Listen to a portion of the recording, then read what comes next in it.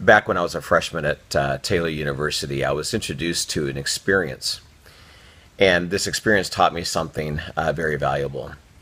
But it was called Vespers, and we would get together on Sunday nights. It was a student-led event where we would pray and worship together, and then somebody would lead in a devotion. And my freshman year, if I can remember right, it wasn't very well attended, but then my sophomore year, it was very well attended. When I was asked to take on leadership of Vespers with another student my junior year, it was not very well attended, and it was just based on his and my leadership. And when he dropped out, then it was just based on me. So it was that junior year that I decided that I was going to recruit not only seniors who would be seniors with me that next year, but I was also going to recruit underclassmen. And what we would then do is bring them on board in leadership so that the next year it could go on, continue on, and be strong. It wouldn't have this one year that was strong, another year that was not strong. And it was interesting because there was a phenomenal dynamic and a very different dynamic from what I was experiencing in church on Sunday mornings.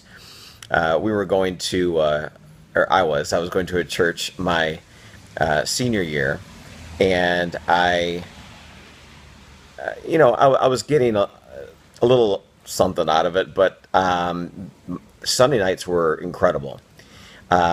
We crammed 70 or 80 students in a family room. Oh, and it was large. I mean, we had, if you've ever been to the Davis's house, you've seen the couches up on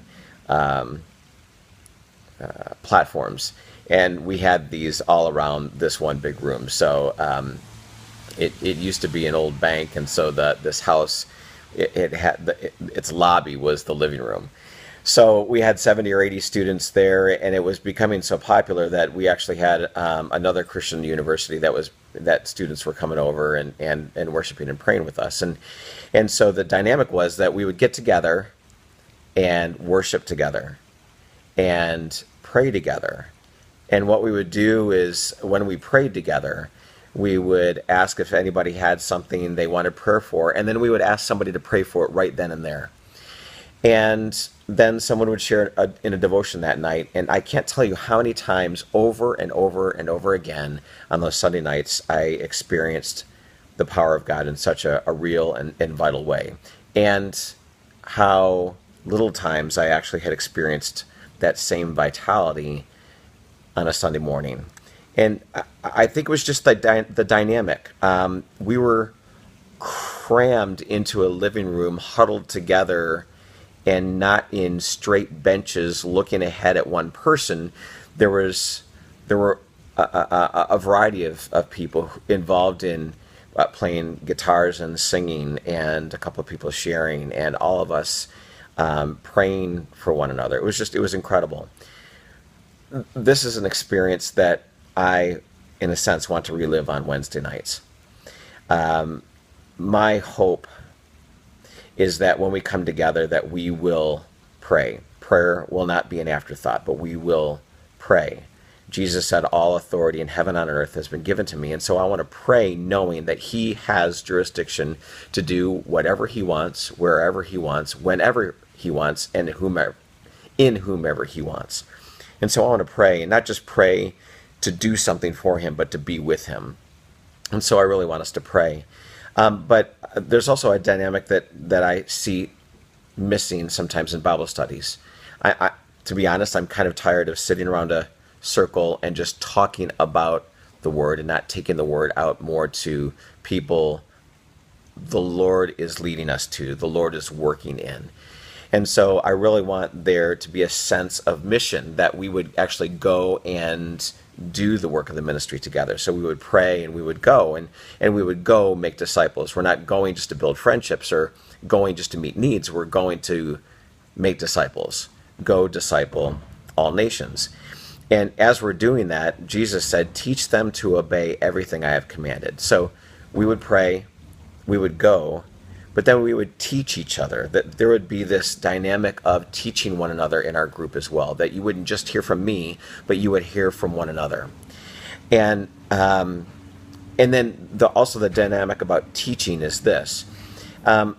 Every follower of Jesus has something they can teach someone about Jesus. It doesn't matter how long you've known Jesus. I believe that you can teach someone about Jesus. And so my encouragement to you is that as you are praying to God about the people that you sense he wants you to go to, whether they're other believers or people who don't have a relationship with Christ, that as you are spending daily time with the Lord, when he teaches you something, you would immediately teach someone else. Whether it's by text or post it on Facebook or tweet it, whatever, give them a call. Immediately teach someone else what Jesus just taught you. So pray, go, teach, but teach them to obey everything that I have commanded you. So there is a sense of accountability that we need to be doing his word and not just hearing his word. So I really want us to be able to be close enough to be able to hold each other accountable, be there for each other, challenge one another. As iron sharpens iron, so one man sharpens another. This is really what I would love to see happen, not just in a Wednesday night cell group, but also all throughout our church. So I really feel like the dynamic that we are going to start seeing on Wednesday nights is going to start to infiltrate itself, not only in cell groups, small groups, but also in our staff and in my time with our elder and council members.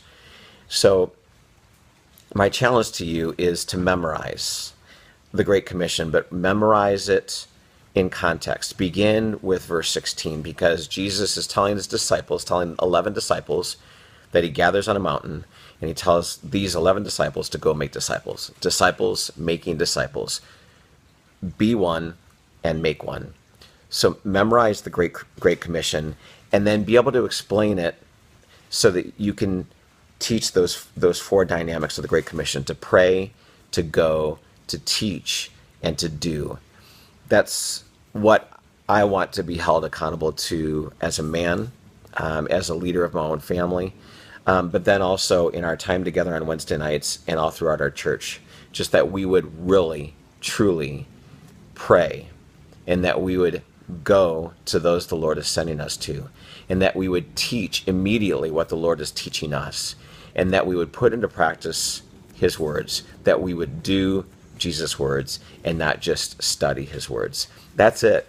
So I'm excited that you want to be a part of this. I'm praying for you. Michelle and I are both praying for you, and we're excited about this next chapter in our church's life.